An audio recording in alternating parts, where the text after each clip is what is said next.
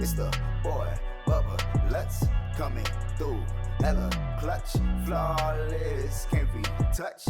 It's your boy, Bubba Lutz. Yeah, I need that hot take. I need the truth and everything that is not fake. So tell me who's the GOAT, I'll tell you who's not great. And which team always make you go right way. Yeah, hold on. Welcome back to another episode of the Bubba Lutz Sports Podcast, everybody. Episode 239. This is obviously the first attempt at recording this episode. Don't ask any questions. There are no questions. There shouldn't be a reason to be asked. No, So it's okay. as I look to make sure I'm recording this time. But you know what we're doing today. Winners and losers of NFL Week 2. We are joined by Kevin for the first time in or for the season. You weren't here for Week 1. For the season, yeah. So we had to get him on. The ever so handsome man deserves to be on this great series. Wow, thank you. My goodness. But you know what we do here. We give a little bit of the bubbly to the winners, including the biggest winner of the week, which we'll start doing this year. And then for the losers, don't get anything, including this. Like this week, more than ever, they're bad. They're really bad. Really bad. So they don't even get the Stephen A anymore. No. You know how bad you got to be to not even get the Stephen A yell. Yeah. It's a new regime here at the Bubba Lutz Sports Podcast. Before we go any further, though, I'd like to remind you guys about anchor.fm/Bubba Lutz, the link down in the description below, where you can become a paid member of the Bubba Lutz Sports Podcast, a paid member of the Bubba Bunch for only $1, $5 or $10 a month. That all goes straight to me as the podcaster. You guys would be supporting me in the best way possible. So please, guys, if you're enjoying the podcast, if you're enjoying the YouTube channel, go on that link and donate or subscribe with $1, $5 or $10 a month. That goes directly to me. Again, I would deeply, deeply appreciate it if I can get some money from this podcast that I enjoy doing so much. Thank you. Enjoy the podcast. But since we started talking about your first winner, I'm going to act surprised again about your first winner. Okay. Go ahead, sir. Okay, so my first winner that I swear to God I haven't talked about this before already. I think I can speak for a lot of people that I'm genuinely surprised how good the Raiders are playing. The Raiders? That's so surprising. Wow. Anyway. So, but in all seriousness, though, the Raiders are playing some pretty damn good football, and I'm being serious when I say that in the position that they are right now, would have never crossed my mind 3 weeks ago, before the season started, that the Raiders would be 2-0. They beat the Ravens on Monday Night Football in an absolutely wild game. And then they go the next week, they travel to Heinz Field in Pittsburgh and beat the Steelers 26-17. Their defense, one of the things that we were just smashing on them for, is actually playing pretty good. Yeah. They're playing pretty good football. Derek Carr playing out of his mind these last 2 weeks. Played hurt for most of that second half. Yeah. Which makes it even better because they played better when he got hurt. It's so weird. Yeah, I don't know, man. This team is really surprising me. I think the only thing that we can both agree on is, the running game is still a little off. But we already expected that. You don't expect to have a great running season when you trade away half your offensive linemen. Or actually your full offensive line, now that I think about it. No, yeah, basically there was one starter from last year that came back. I could be wrong there. I mean, they traded away the best center in the league. I don't know what was the logic behind that, but whatever. You got Leatherwood, though. You got Alex Leatherwood. But in all seriousness, though, the Raiders are playing great football. The defense is playing surprisingly well. And I think the last thing I'll say about this before we move on is this is very reminiscent to, I believe, either last year or 2 years ago. I think it was last year, though. They started the season off just like this year. Remember, last year, I think it was, they beat the Saints week 2 on Monday Night Football. That's right. Dominant fashion. Yeah. But after that, it was kind of hit or miss. Like after that second week, it was hit or miss, and then they just fell off. Mm-hmm. So hopefully this time it's different. But I mean, you beat the Ravens and the Steelers back to back. Yeah, that's pretty impressive. So, I think we need to give the Raiders a bit of the bubbly. Oh, yes. A bit of the bubbly. A little bit of the bubbly goes to Las Vegas and that new stadium. I think they're gonna have a lot of fun there. Yeah, it's a beautiful stadium when like they pan around. It's absolutely tremendous, and it makes the Cowboy Stadium look like outdated. So SoFi and SoFi Allegiant Stadium, SoFi and Allegiant Stadium are just gods compared to like little peasant AT&T Stadium. Which it makes Jerry Jones very happy. But back to the topic at hand. Look, I mentioned the first time we tried recording this, the significant win that was the one against the Ravens. Well, now it means even more for the Raiders because the Ravens beat the Chiefs on Sunday night. Yeah. So, like, looking at it at the end of the year, you're going to think that's a significant win. And even we can say that for the Steelers, too, who beat the Buffalo Bills in Week 1. Yeah. And Buffalo Bills looked really good in Week 2. So, so far, so good. You mentioned the defense. It's obviously the most surprising thing about this team. 100%. And watching that Steelers game, that was the one I watched, like, throughout. Like, I didn't do the condensed game. I watched the full thing. And throughout this game, I'm like, this defense is actually pretty nasty. It was a laughingstock at the beginning of the offseason or toward the end of the offseason because of the amount of free agents they got, and it's just some misfits that were just put together. And we're like, how is this defense going to be anything different from last year? Because they tried the same method, and it didn't work. But this defense is actually really physical and actually communicates, especially in the secondary. Like, the secondary has been the worst thing about this defense for so long. It's been the most impressive thing so far. Yeah, and you can even give props to the defensive line because that Monday night game against the Ravens, Lamar Jackson was under pressure all game. All game. Max double XL Crosby? That dude just does not stop. He doesn't need to be that fast for a defensive lineman. He does not need to be that fast. Consider the speed and the overall athleticism of that guy. He plays every snap. He plays every snap. That is something that you don't find in the NFL every day. And as far as the offense goes, look, they bailed on the running game yesterday. They didn't care about the running game. 100%. And they spent most of this game without Darren Waller having a catch. Yeah. But somehow, for some reason, it doesn't make sense at all, this offensive line holds up. It shouldn't. It really shouldn't. And yet they still hold up enough for Derek Carr to throw 60 yards down the field to Henry Ruggs. On a fadeaway, like, back foot pass, which he did the same thing to win the game against the Ravens last week. So it's holding up in a weird way. But what the hell does it matter if you're getting a W on the board? I mean, if you can get dubs with Hunter Renfrow, I think anything is possible at this point. I think we like Hunter Renfrow. I don't think anybody dislikes Hunter Renfrow. He's a good guy. For being 60 years old and being in college for like 40 of those years, it's actually pretty amazing what he's doing in the NFL. We like it. We like Hunter Renfrow. Give him some bubbly. Give him some bubbly. You know what? The Raiders get a little bit of the bubbly. Hunter Renfrow gets most of the bubbly. Oh, a little bit of the bubbly. Mm-hmm. I agree. All right. First winner for ya boy is a pretty light one. I like my other two winners more, but I just had to throw someone out there, and I feel like I had to consider a little bit of what happened in Week 1, and so that's why I'm going to put Mike Evans as my first winner of the week. That's surprising. I never would have thought Mike Evans. Okay. And this is really the only reason why is the Tampa Bay Bucks had an explosive game offensively against the Atlanta Falcons. Shocker there, right? Put up 48 points on the board. Tom Brady, obvious MVP favorite so far, right? No. What? Kyler Murray? Place. Yeah. Okay. I'm going to go with Tom Brady right now just because at 44 freaking years old, that he's having the best start. It's a good argument to have. Yeah. It's a really good argument, but agree to disagree. Yeah. This offense is great, right? Yeah. This defense kind of off for the first few weeks.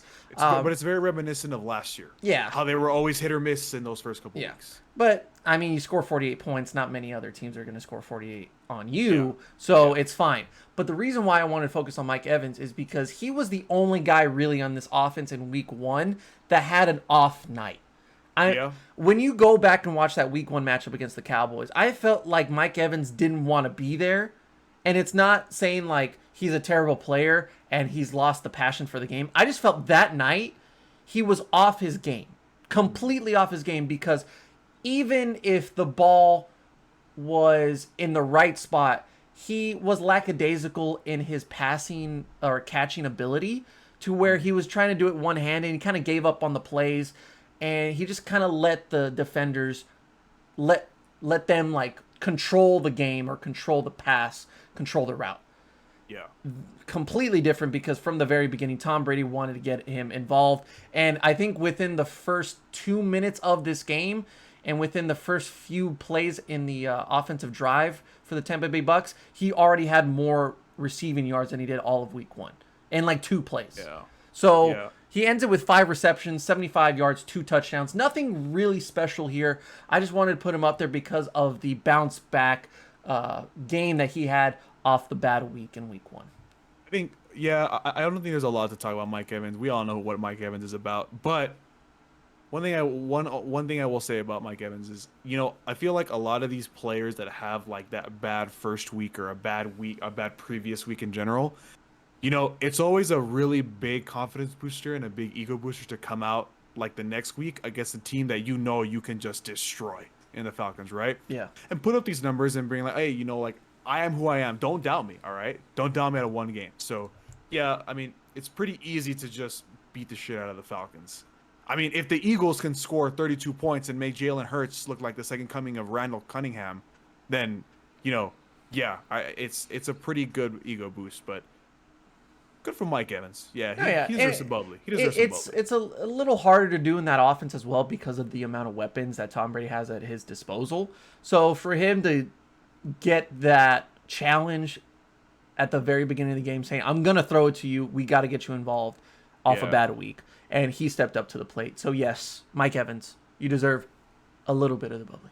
Oh, a little bit of the bubbly. A little bit of bubbly. Second winner for you, sir. I think this one's pretty simple to talk about, so I won't go for it that long. But how about those Cardinals, man? Oh. Look, last year, both you and I had them as our NFC sleeper team. Mm-hmm.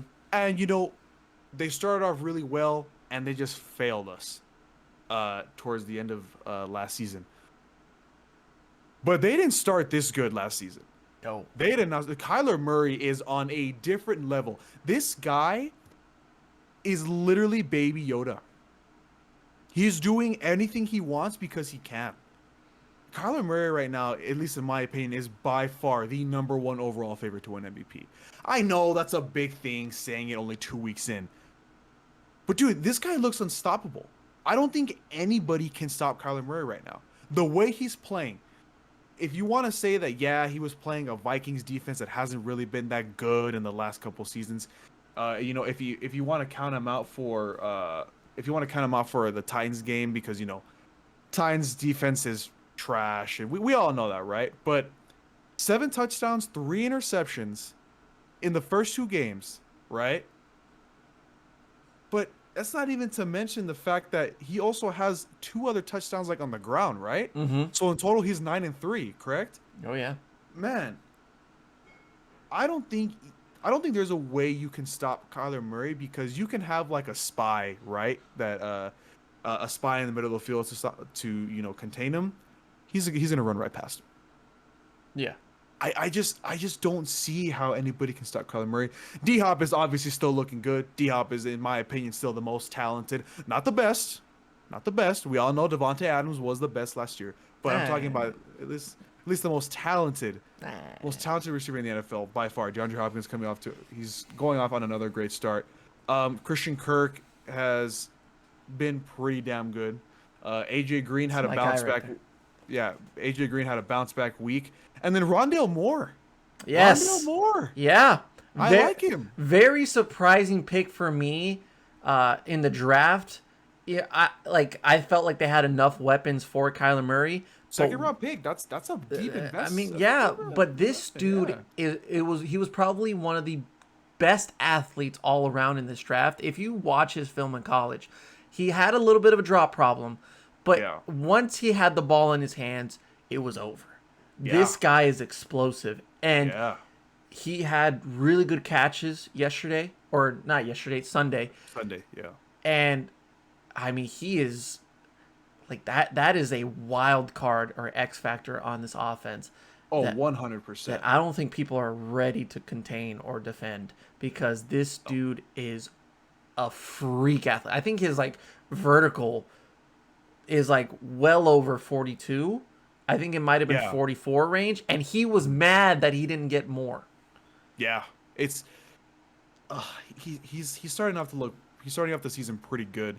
Last thing I'll say about the Cardinals before we move on to the next one. I think the only thing that might hold them back when it comes to their chances this year of becoming an actual contender, the offense is obviously stunner, right? It's great.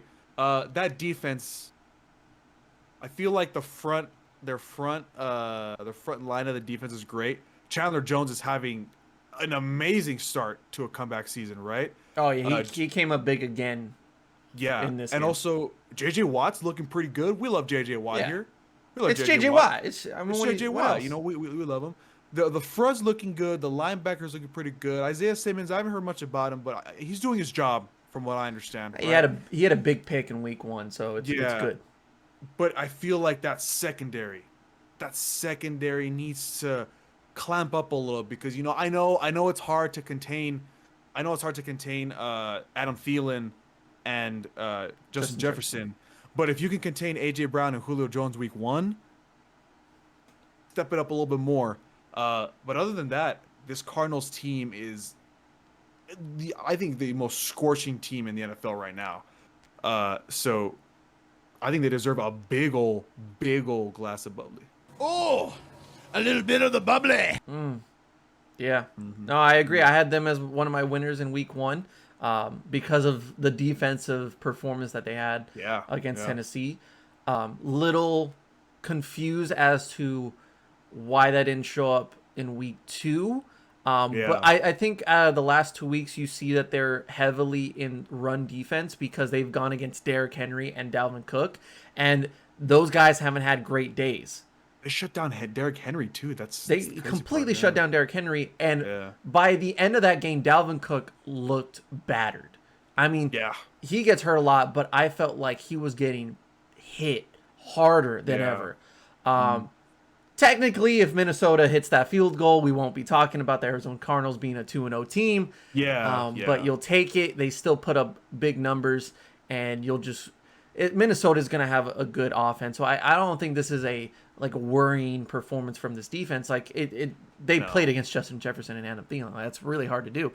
So also Kendrick Osborne, can we talk about him? I mean, he came out of nowhere these last 2 weeks. I still got to watch the full game because he wasn't really a presence in week 1 for me in that Minnesota game. So I really don't have a full grasp of him yet. I feel like everybody's so worried about Adam Thielen and Justin Jefferson, as they should, that Kendrick Osborne is just like, oh, he's slipping away. Hey, I'm open 40 yards down the field. It's a good little. I like it. I like to see a little variation because we all know Kirk Cousins needs it.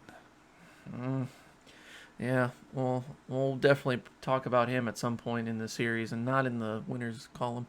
No. But since we're talking about the Minnesota Vikings, why not throw it back a little bit to a young QB prospect that was once on the Minnesota Vikings and had a devastating injury that almost cost him not only his career, but a limb. And I'm ready to talk about Teddy Bridgewater after 2 weeks because I feel like I'm seeing the Minnesota Vikings version of Teddy Bridgewater this year. He's starting off really good, and I could not be more happy for him. It's a great thing to see, considering that this was a 50-50 QB competition during training camp and the preseason.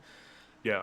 And not only has Teddy Bridgewater won the job, he is proving why he won the job. He's playing really good. Really good. Really good. I didn't see it in Carolina. I didn't see it in New Orleans. Like, he's had good performances at both of these organizations throughout the years. After Minnesota, he bounced around a little bit.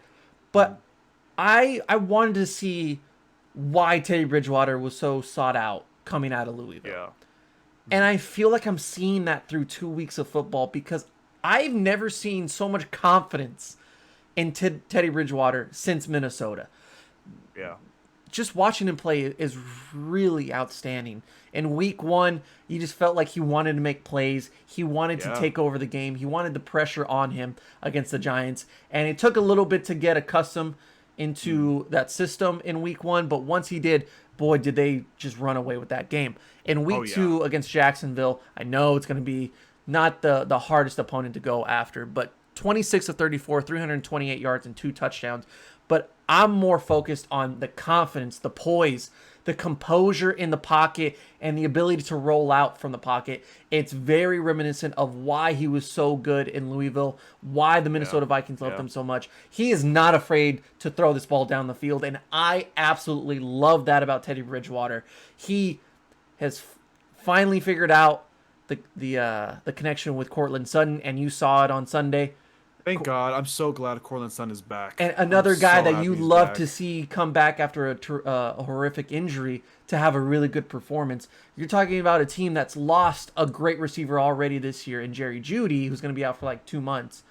But this offense is behind Teddy Bridgewater, and I'm not saying they're going to go undefeated. They're not going to win the division. No. But against the Chiefs, against the Raiders, these are going to be some really good games to watch because of how Teddy Bridgewater is playing. And I'm really excited to see what he can do for a full season now that he has the starting job. If he can keep this up, he could really be like a candidate for one of these awards. I'm not saying he's going to win it, but he can be in the conversation for it, which will be really nice to see coming from all the turmoil of that knee injury. And here he is now being the starter in Denver, giving them a little bit of hope that maybe they found a good quarterback finally. You basically touched on all the points that had to be said about Teddy Bridgewater, right? But I think the biggest thing about him is what you said earlier, that this offense is 100% behind him. The thing about Denver that we've always talked about the last couple of years is that Denver hasn't had that prolific offense that they had with like Peyton Manning, right? Mm-hmm. Now you got a Denver offense that has Teddy Bridgewater at the helm, right? You got Melvin Gordon in the backfield. For the last 2 years, he's been pretty decent, right? Oh, I think we're going to forget about Melvin Gordon. I think we're going to forget about him because Javonte Williams. Yep. Javonte Williams is looking like a stud that could break out at any moment. Mm-hmm. Now, not even to mention, before last year, who the hell was Tim Patrick? And now Tim Patrick is making himself a solid case for a number 2 receiver out there. Yeah. Behind Courtland Sutton. Hopefully when Jerry Jeudy comes back, because we all want Jerry Jeudy to succeed. It sucks what happened to him. But Tim Patrick could be one of like the best slot receivers in the NFL the way he's playing right now once Jerry Jeudy comes back. He's a solid number 2 right now. This offense is looking pretty good. Hopefully, we've had this discussion multiple times. Hopefully Noah Fant can stay healthy.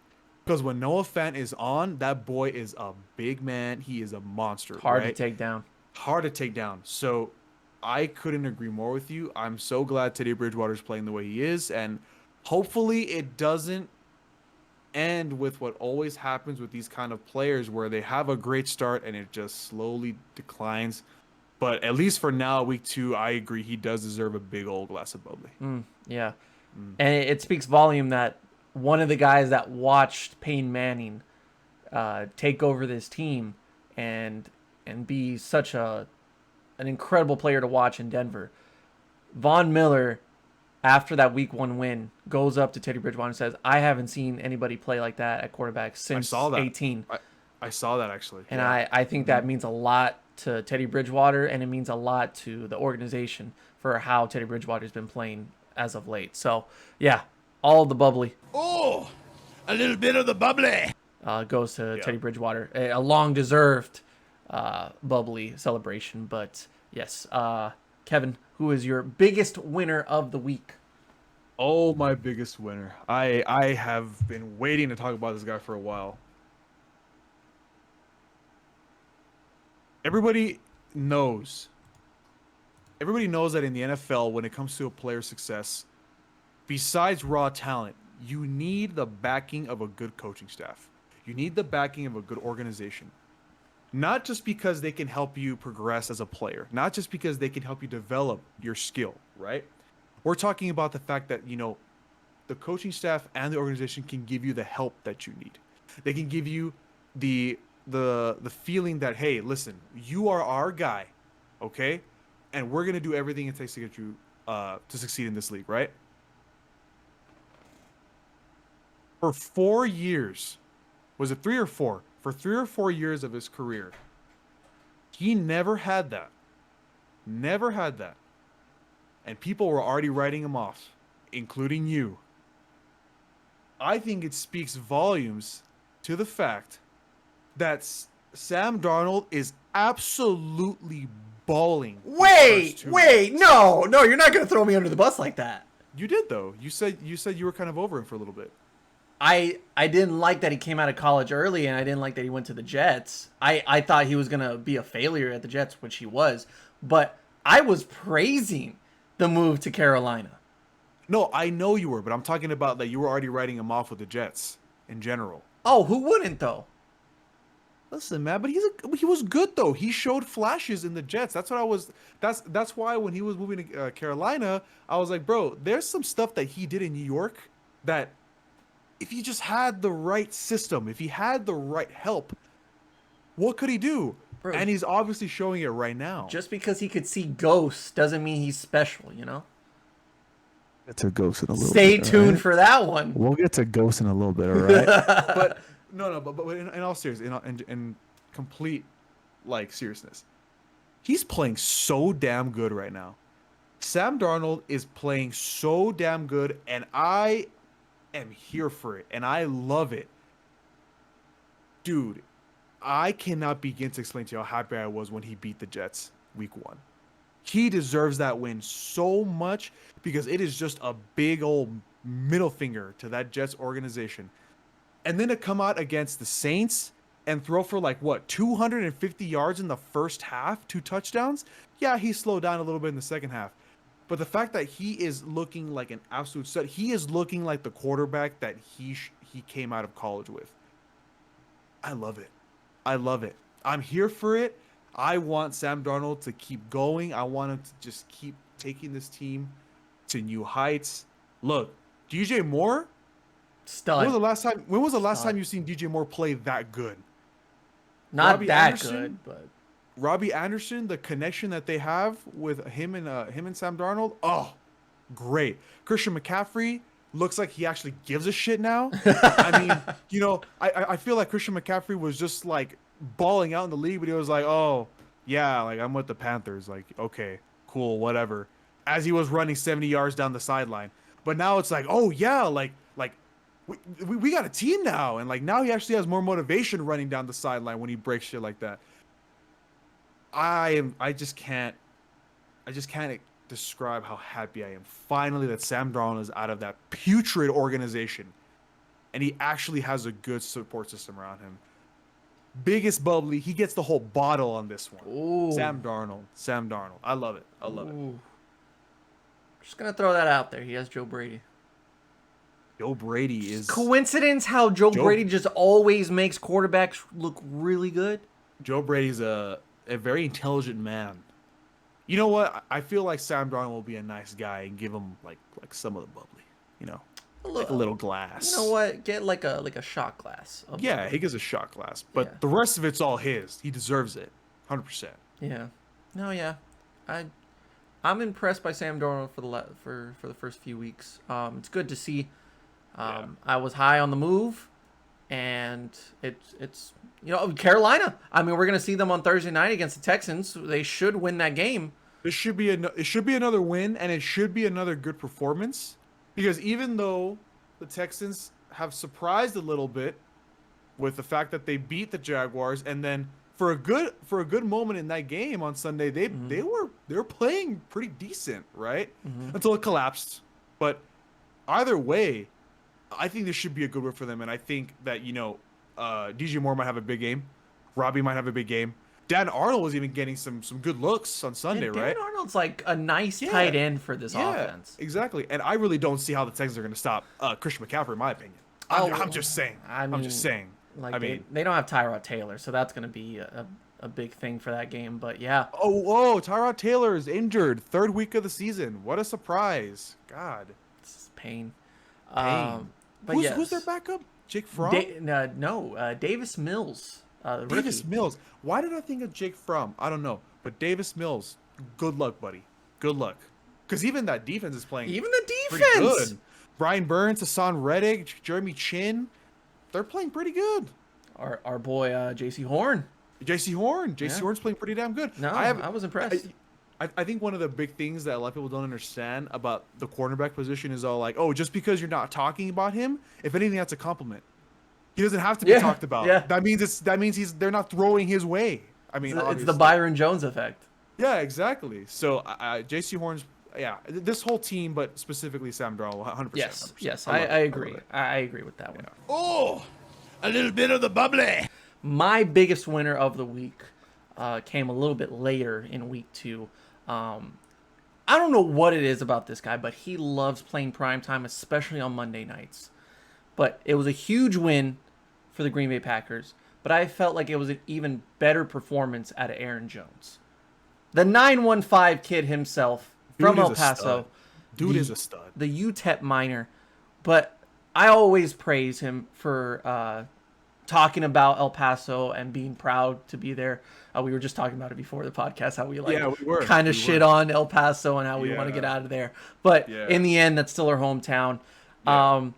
He puts up the 915 after like his second touchdown, but 17 carries, 67 yards, rushing, 6 receptions, 48 yards through the air, he did it all last night. 3 touchdowns. Christ. It felt like every time they were in the red zone, they just wanted to give it to him. And a little bit of like a petty thing. I know we're talking about Aaron Rodgers and the Green Bay Packers, but a little bit petty how like they focus so heavily on getting Aaron Jones the ball with Jamal Williams on the opposite sideline. And like, it's a little weird, like kind of awkward, but I mean, Aaron Jones is still a great player, so fantasy owners were happy about this. But what I loved about the performance last night and what they talked about on Monday Night Football was the passing of his father prior to the season, and how he lost his battle to COVID, and Aaron Jones talking about how he still deals with it. There's still a lot of bad days, and the most important thing about it is that on those game days, his dad always used to go to the games. He was always there. But the way that he deals with it now is that he has that necklace with the ashes of his father. And he showed it after one of the celebrations for his touchdown. And then you hear the news after the game that he actually did lose that necklace. And how he came out. Well, here's the thing is that before they found it, right? It's after the game and the grounds crew's looking for it.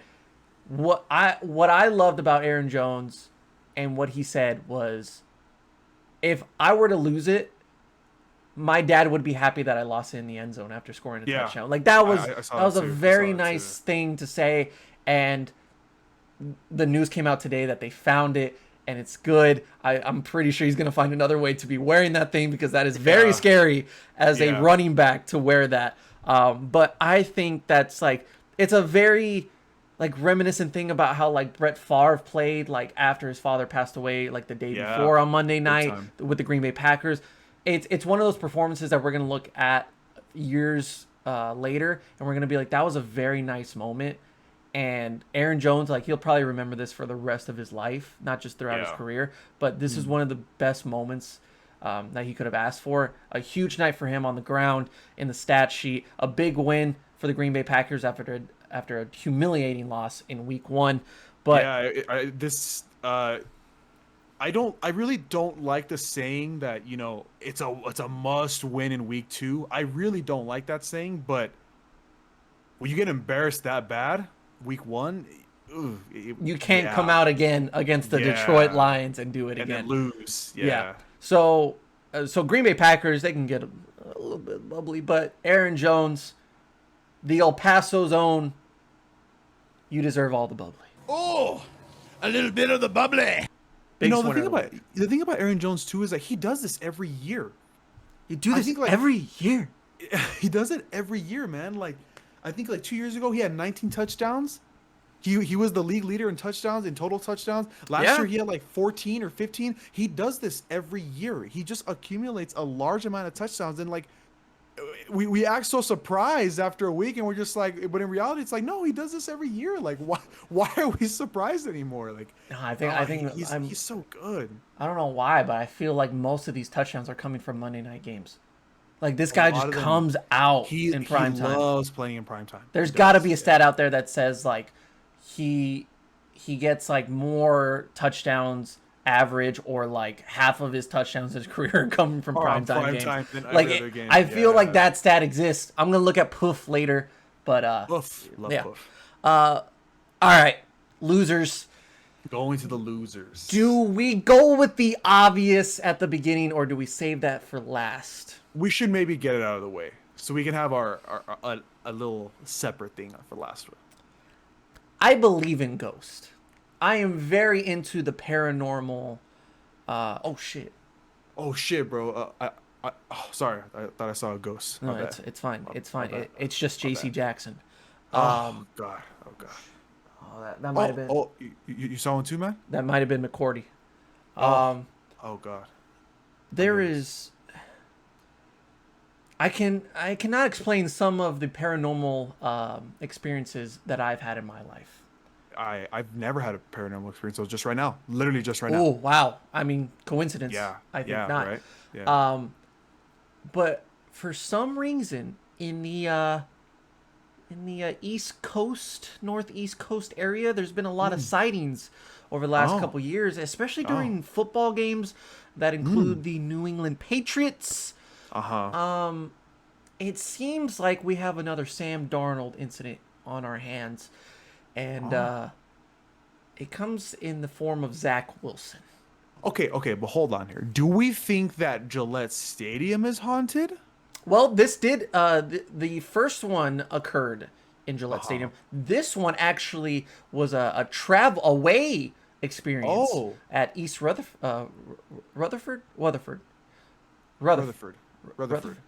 East Rutherford, New Jersey. Rutherford. Sorry, there's a town called Weatherford here. But you know what they say, man? Ghosts can travel. They can travel. And they are really good at football for some reason. Apparently, yeah. Because 4 picks sounds like it doesn't sound good. No. You know, here's the thing. It's one thing to have like a really bad game, right? But there's like a really bad game, and then there's like Nathan Peterman-esque bad game.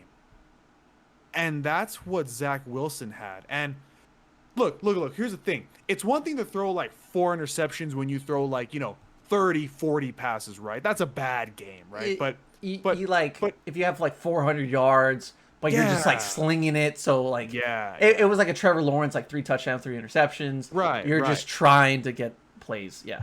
But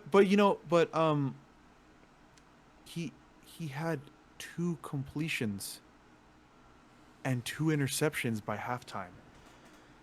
And he had less than 50 yards. Do we look at it as he completed those passes technically? I mean, he's accurate. He technically passed it to the ghosts. So, yikes. Ghost #1 receiver in New York? Sorry, Corey Davis? Sorry, Elijah Moore? You know, here's the thing.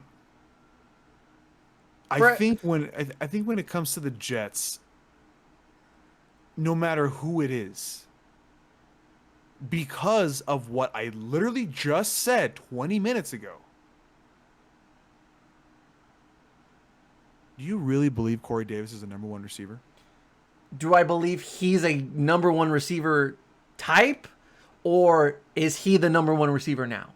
Place him on any other team in the NFL. Is he #1? No. Okay.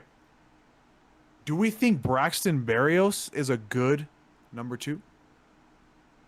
Anywhere else? Wouldn't even think that he'd be on a roster. Okay, can I ask you a question? Who's the Jets running back? Wait, now hold on a second. I will give a little bit of credit to that running back room. Michael Carter. Where has he been? They did all right. Hey, if you look at the stats, we're actually looking at a 100-yard day for Michael Carter and for Ty Johnson. They both had 50 yards. They both had 50 yards. I think the best part of this offense is the running game, to be honest. Okay, fine. Okay, fine. We'll give it to the running back room. As much as we are housing Zack Wilson right now, how can we really blame him with how good this Patriots defense is? It's Bill Belichick, to be fair. I don't even think it's that. Like, of course, it's the system. We've seen it for many years of like great defenses in New England. But you're talking about the players. But I think these players are fucking phenomenal. I mean, J.C. Jackson is an interception machine. We all know that. I'm more looking at these young guys, man. Yeah. Like, aren't we impressed by Chase Winovich, Kyle Duggar? I'm glad that Chase Winovich is back because last year it was a little rough. He had a good start to the season and he kind of died off. Rough, but now we got Dante Hightower back. Now we got a little Kyle Van Noy back. Matthew Judon looking pretty good. They got a pass rush here. And if you can get pressure on that quarterback, which they did against Zack Wilson, because that Jets offensive line is shitty. But now that Mekhi Becton's not playing, it showed. It showed. It's like it was already bad, but like I feel like Mekhi Becton was like Atlas, like holding up the Jets world because he was doing everything. Yeah. And now that he's gone, it's just crumbling to the ground. Yeah. Look, all of those interceptions were on Zack Wilson. All of them. Yeah. There was, actually, wasn't one of them like through the hands of one of the receivers? Was it Elijah Moore? Because he had a bad day. I thought he had an okay day. He had the yards. I think he had like over 50 or maybe over 60. I think everything about Zack Wilson. Look, he will bounce back. Come on. Yeah, I'm not like panicking. Yeah, I'm not gonna panic because if we're gonna be like not hypocritical here, we can't say that Zack Wilson's gonna be a bust after this game when we just praised Sam Darnold. Yeah. For having a really good few weeks with Carolina after a horrid New York Jets stint. Every rookie quarterback has that game, right? If anything, it's good that he got it out of the way right now, right? Week 2. Might as well have it week 2 than down the line. Yeah, I mean, I would definitely agree with that, except you're going to play them in like 3 weeks. They're literally playing the Patriots in like 3 weeks. But I think it does get a little bit easier for them on the schedule. I think they play the Falcons. I think they play another like pretty bad team. Yeah, they do play the Falcons next week. Look, all I'm going to say to finish this off is this. Look, no matter what happens in New York with whatever quarterback they pick, nothing's going to happen until you give them some help. And I'm sorry, right now they just I'm not sold. You're not sold. They just don't have any help, dude. Look, I'm sorry. Like, Corey Davis is not a real number 1 anywhere else. Braxton Berrios, I mean, who is he besides the Jets? I mean, Elijah Moore, yeah, hopefully he'll bounce back. He'll get better. But, I mean, who the hell's our tight end? Exactly. I really don't know. Look, I'm just saying, like, it's just not a good formula. It's just not. It's not. It's really not. So, yeah, a lot of the picks were on him. I 100% agree with you, but imagine if Devontae was on that team. Imagine if Tyreek was on that team. Imagine if they had like maybe like Quentin Nelson on one side and Mekhi Becton on the other. Just at least 2 out of the 5. I'm saying it's just not good. It's just a putrid organization. Move on. God damn it. Do you mind if I go second? No, you go second. Go for it. A little bit different here. Since we're talking about Robert Saleh too. I mean, good segues here. I'm gonna put the 49ers in here. What part? Like as a team in whole? As a team, yeah, that well, I mean, the red zone defense was the best part of the Eagles game, right? It really kept them in the game and won them the game. I actually know where you're going with this. But because I saw that game. I know where you're going with this. But we're really getting to a place to where we were last year with the 49ers. Yes. And this is the exact way I thought you were going to go with this. Yeah. Well, mind you, the offense was horrible on Sunday. It was bad. Absolutely, really bad. Dysfunctional, looked lost. It was a very uncharacteristic game for Kyle Shanahan. Yeah. Last year, when all of those star players go down, Raheem Mostert, Jimmy Garoppolo, Bosa, Debo, and it was like, just make something out of nothing, right? Yeah. Just try to get through the season. I felt like we should praise the 49ers for their fight, for their competitiveness, and their overall play for the circumstances last year. And in a 2020 year to where everybody was affected by injuries, and it was just a weird year, fine. Like, we'll just move on from it. And good expectations this year. You lose Raheem Mostert in week 1. You know what? You'll go 6 weeks without him, but I think the pickup of Trey Sermon in the draft was a good pickup. Now looking at things, right? Yeah. And hopefully he's healthy, because that hit was brutal. It was really bad. Elijah Mitchell comes in for Raheem Mostert, showed a little something against the Detroit Lions. And now both of those guys are out from this Eagles game. And then JaMychal Hasty came in and... Okay, but obviously not going to be to the level of what you want out of the guys that you had before him. I think this defense up front is going to be really good, and they can win them some games based on their play. The secondary still needs some help because Suspect. Josh Norman ain't the answer. Jason Verrett is a huge loss. Huge losses. Yeah, I completely forgot about Jason Verrett.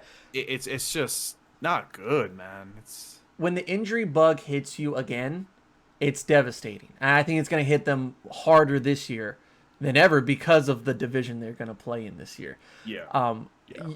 Looking at this team at 2-0, this wasn't an impressive win.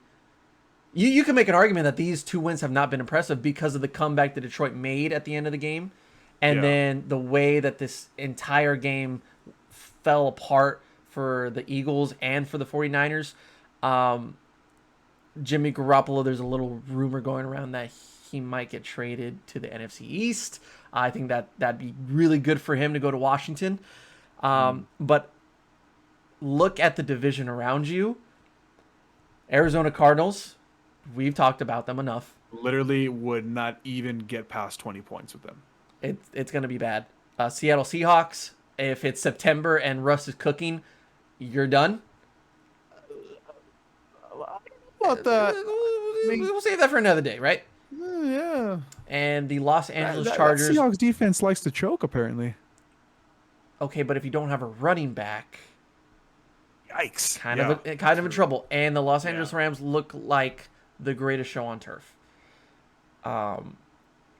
This is what did I say about Matthew Stafford? Top 5, yeah. If he's healthy. If he's healthy, yes.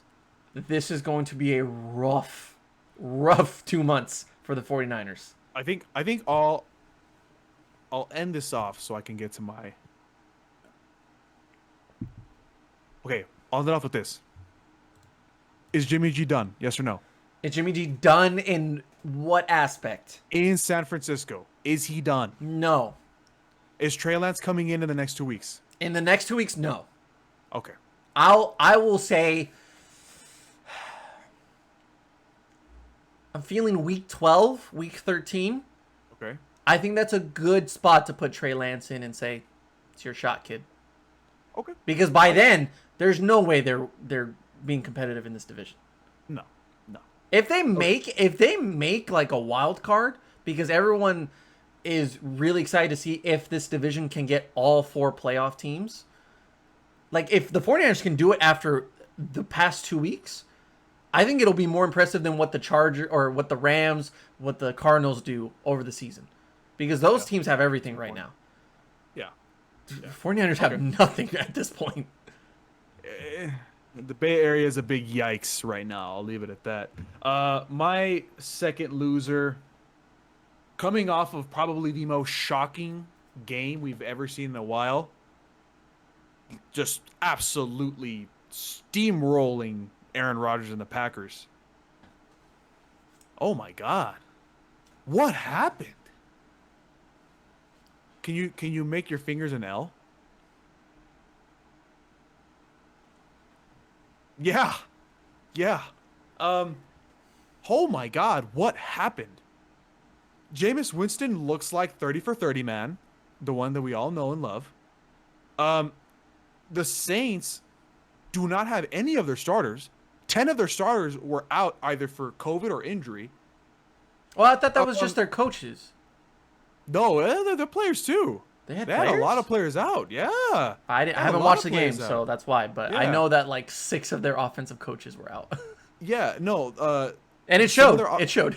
Yeah. Whoa. A lot of their defensive players are out. Some of their offensive line players are out. Alvin Kamara being stopped by the Panthers?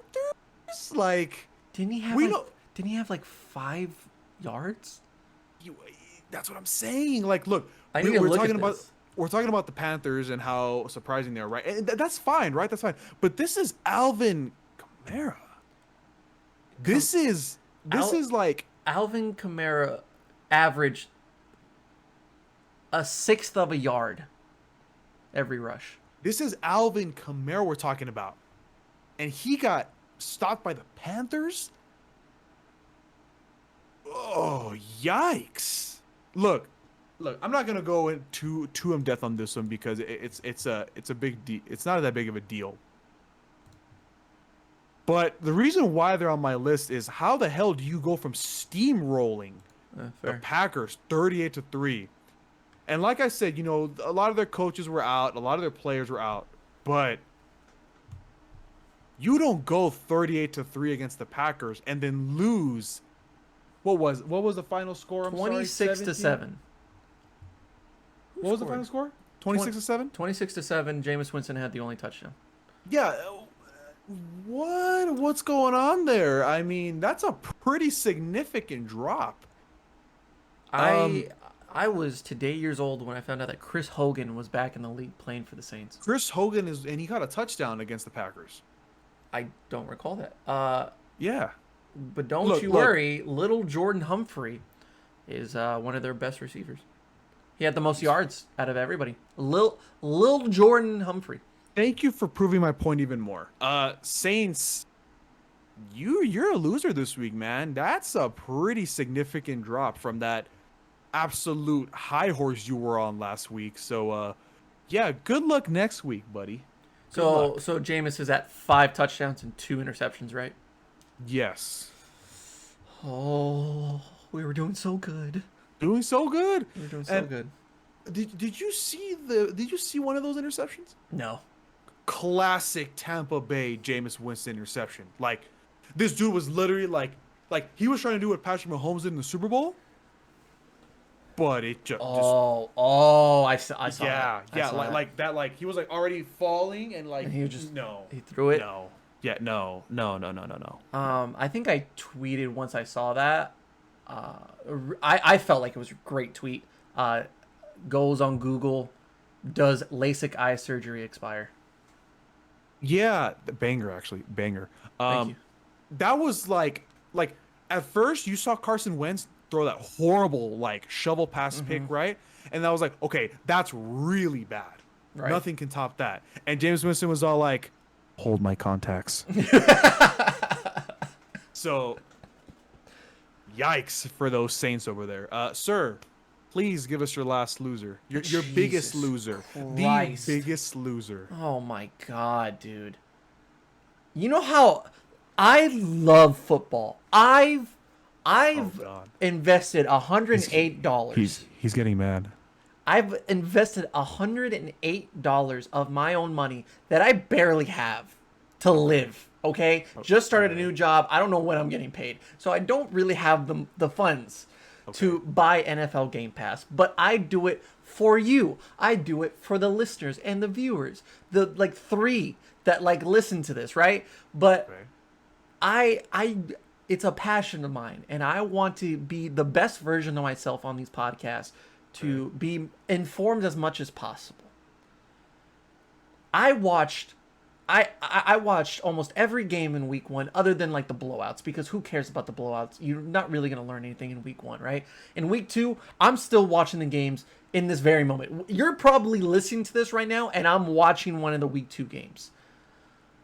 You know how embarrassing it has to be for me to be watching your game and make me close my laptop and say, I don't want to watch this anymore.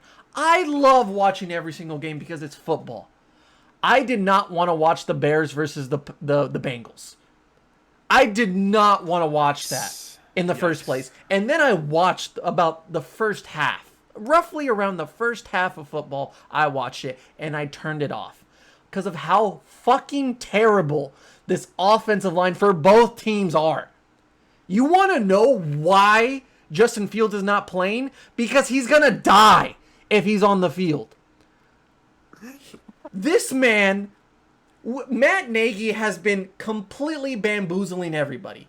He's not putting in Justin Fields because he doesn't think he's not ready. It's not because he thinks Andy Dalton is the starter. It's because he's feeding Andy Dalton to the lambs. He's feeding them to the mountain lions because he's scared to see Justin Field on the field and be down on his like knees and on his stomach because they can't protect him worth a damn. And how many conversations have we had about the Cincinnati Bengals having to protect Joe Burrow? That they did not do that last year, and it showed. That knee scar is very disturbing. What do?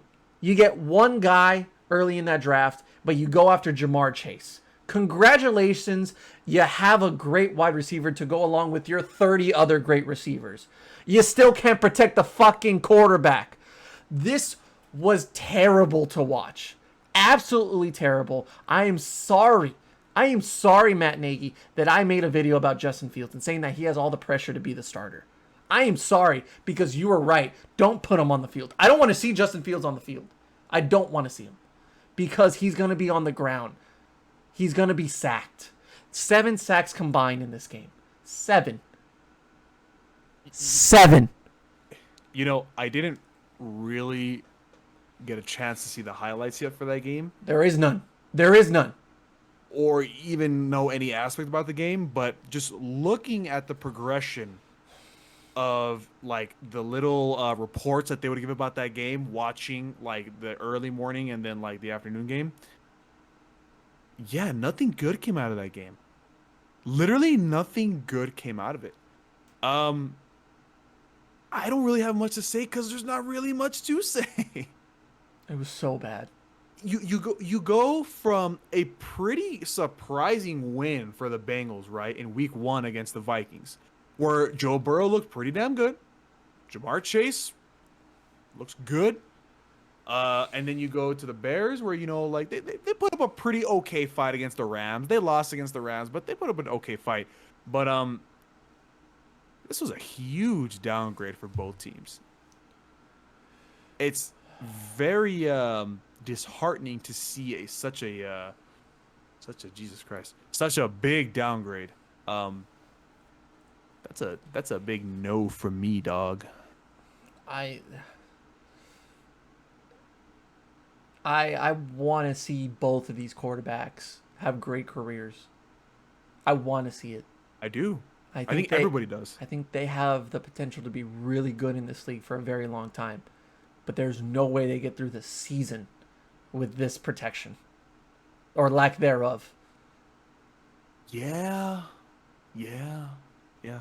Move on. Yikes. Before I blow a casket. The last loser for the episode, and my biggest loser, is a collective bunch. You know, it's one thing to lose your starting quarterback really early in the game. That's always bad, right?